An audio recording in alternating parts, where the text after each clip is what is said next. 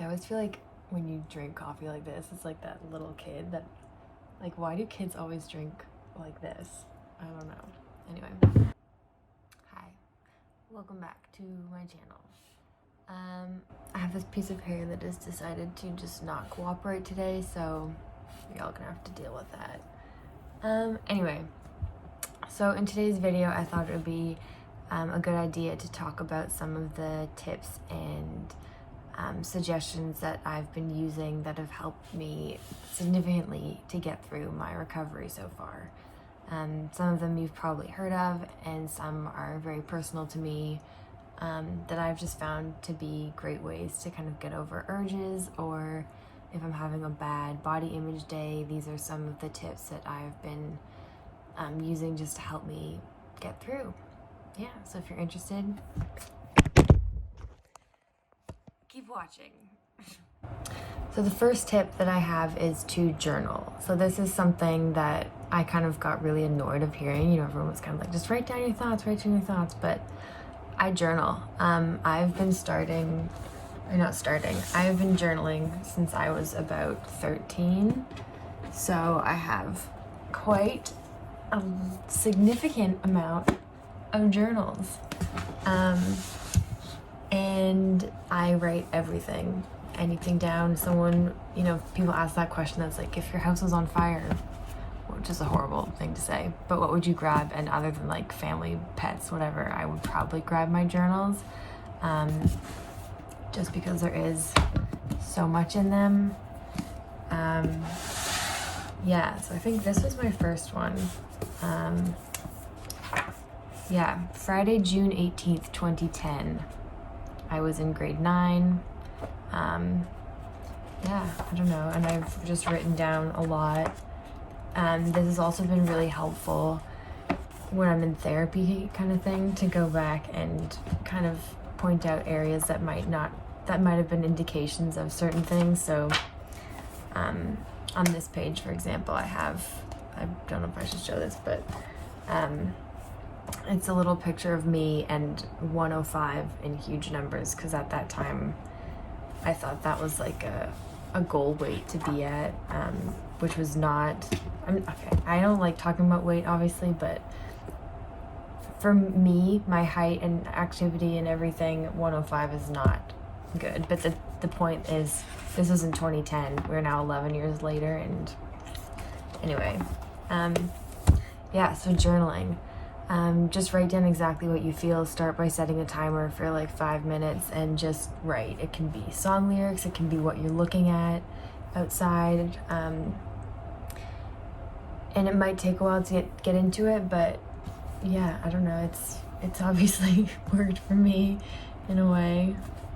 We'll go to a random page and see if I can see what happens. Okay, I'm going to choose this one, and I'm going to go to a random page. Okay. Oh no. June 30th, 2010. I leave for camp tomorrow, and on Tuesday I'll leave for the WJ, and I'm not excited. I'm terrified. I'm not in shape, and I'm not physically capable for this trip, and everyone's gonna hate me. Wow.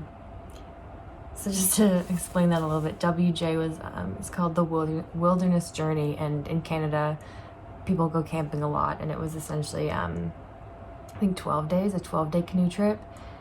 And yeah, I love nature and the outdoors, but 12 days was a lot. And anyway, I ended up loving it. I would do it again a million times, but anyway. The point is, journaling is really great, and it's also fun to look back sometimes. So my second tip is pets. This is Fig, and she is the absolute love of my life. She's gonna squirm any second to try and get down. But yeah, I'm very grateful to have her, because she just kind of keeps me calm. And yeah, if I'm having a rough day, she's definitely just kind of like a great way just to relax and pet a soft, cute, fuzzy animal.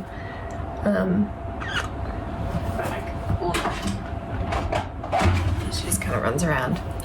Yeah, so if I'm having like a really stressful day, or kind of every day actually, I just will lie on my floor and just spend like 30 minutes just petting her.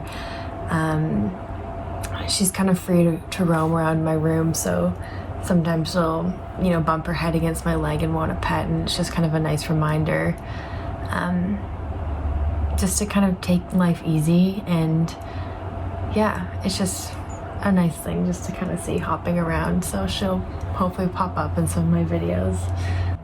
So another tip I have, which is another kind of cliche recovery one, is yoga.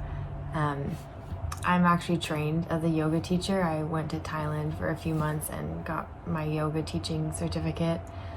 So yoga is very dear to me, and meditation. But I remember during my first kind of attempt at recovery, I didn't want to do any yoga because I didn't want to like tarnish it.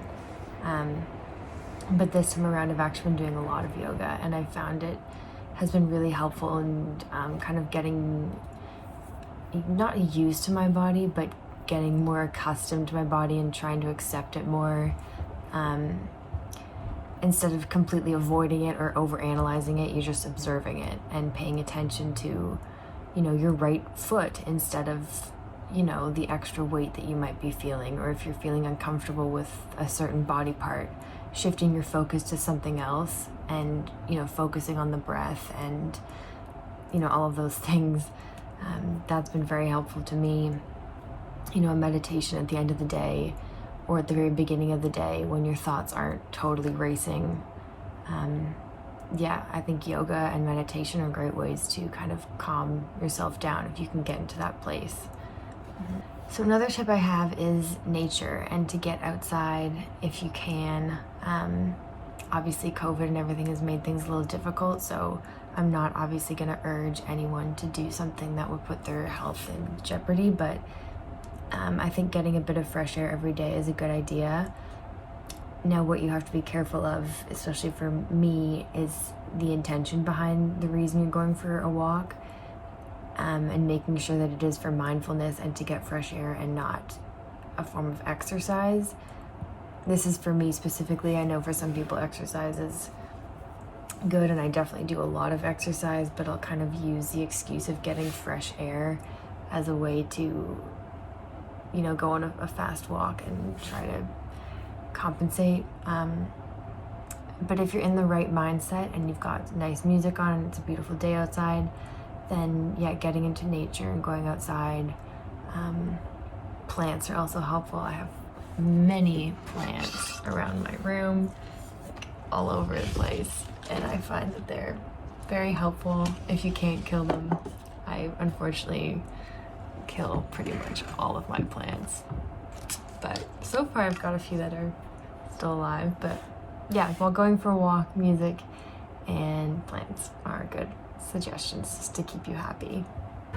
So another tip I have is, this is for when you're really kind of, I get panic attacks sometimes, so this is for when you're feeling something coming on and you just really need to do something. So it's overstimulation. So playing loud music while also doing a puzzle and watching TV, like kind of just you doing too much at once to sort of distract your mind, or like having a hot bath while listening to music and watching a show or something. You know, kind of I can't think of the words, but complicating your mind in a way so you don't have the space to think about something that you're freaking out about. So for me, for example, I was having a really bad body image day, and I'd eaten a really challenging dinner, and I was trying to not act on urges, which would be bad habits. I'm not going to go into that too much, but just bad habits that would not be positive recovery. So I got into a really hot bath, I turned off the lights, and I played really loud music, and just the heat of the bath and the loud music, and I think I put on a Netflix show of like BBC Earth or something, but just have so much going on, and you can kind of, there's just no time to think about something else. So the opposite of meditation and yoga. Yeah, so I suggest that. Even just like screaming into a pillow or holding ice is sometimes helpful. Yeah, those are good ones as well. I have many more, but I guess the final one for today is delay. So again, this is for urges. If you are having an urge, just say, okay, 5 minutes, I'll wait 5 minutes, and then 5 minutes will pass, and you can kind of say, okay, another 5 minutes, and I'll just wait. And just sort of trying to keep doing that. It's not always beneficial, but it's good, I think. It helps me sometimes just think 5 more minutes or 3 more minutes, or I can last 3 more minutes, and most of the time, you know, once you've done that a couple of times, the urge is sort of passed, and you can think, okay, I'm okay for today. And yeah, that's a good one. So delay and distraction are good ones as well. And this is the final one, I think, but one of the best things that I've ever invested in for eating disorder recovery is a heat bag, a heat weighted bag, and you can put it in the microwave, and you just like put it on your stomach, or you lie down. And this is for when you're feeling like really bloated, or you've eaten a lot, and I guess the warmth makes you feel good. I'm like always having it on my stomach. But yeah, so I would suggest, if you're in a place, especially if you need to be weight restored, heat bags are a godsend. So thank you for this. Anyway, heat bags, good investment. Okay, so those are all the tips that I have for today. Again, there are more, but today's just like not a good hair day for me.